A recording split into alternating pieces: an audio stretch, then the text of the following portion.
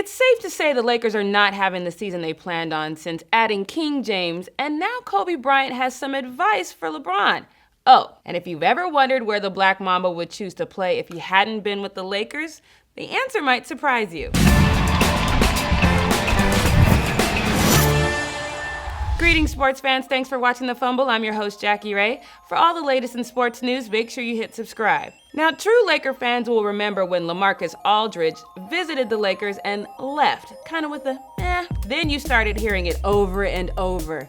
No one wants to play with Kobe, which was obvious as the Lakers couldn't sign a big name in Kobe's final years. It's the exact same scenario with LeBron right now. So who better to offer advice? No, you just got to keep pushing, right? I mean, seasons like this are what make the championships worth it. It's going to leave a mark on my soul to say this, but LeBron, please listen to Kobe. By the time LaMarcus decided to pass on Kobe and the Lakers, Kobe was 36. He had played nearly 1,300 regular season games, 220 playoff games over 19 seasons.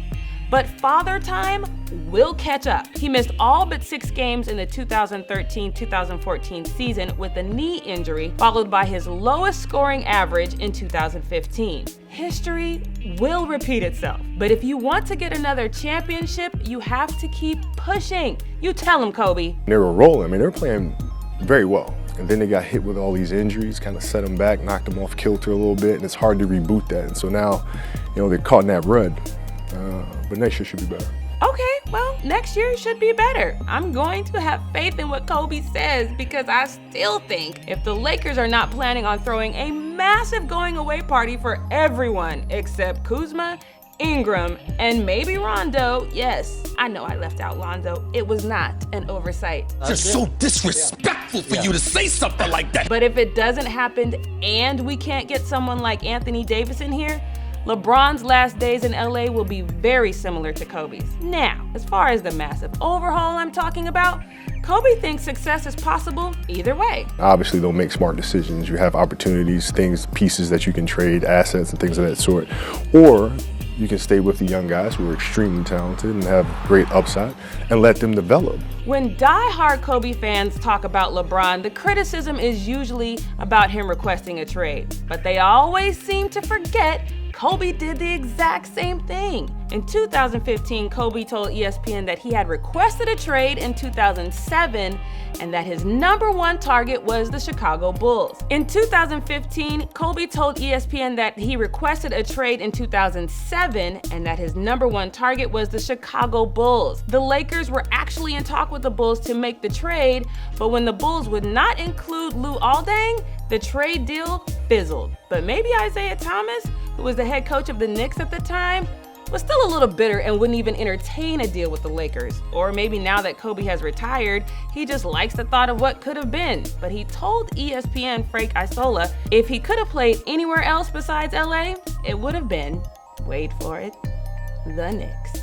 That sounds made up. And I'm not the only one who doesn't believe Kobe ever wanted to take a bite out of the Big Apple. Huey P. Hoop said he said the same thing about Philadelphia. And another user said, Knicks are the best backup plan in sports history. But Soundproof said it best. Kobe know he lying. But here's a story we can believe. Kobe was recently asked what his impression of Giannis, the Greek freak, and if he reminded him of himself. Kobe said, quote, Giannis came to work out with me this summer and he showed up 1.5 hours early. We talked for 20 minutes before we worked out and he whips out a notepad. What the? He starts taking notes. What about the footwork here? What about the coverage here? And he's writing them down. After practice, same thing. He sits down and we talk for an hour. We talked about coverages and defensive matchups that gave him problems. He just sat there and took notes. He studied and studied, so I'm not surprised at what he's doing. He just has the mentality of he's getting better all the time. He's just scratching the surface. Well, once word of this gets out, my prediction that James Harden will once again win the MVP, that is gonna tank.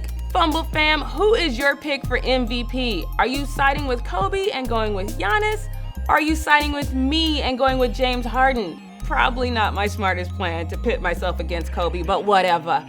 Let me know your thoughts in the comments below. Once again, I'm Jackie Ray. Thanks for watching The Fumble, and we'll see you next time.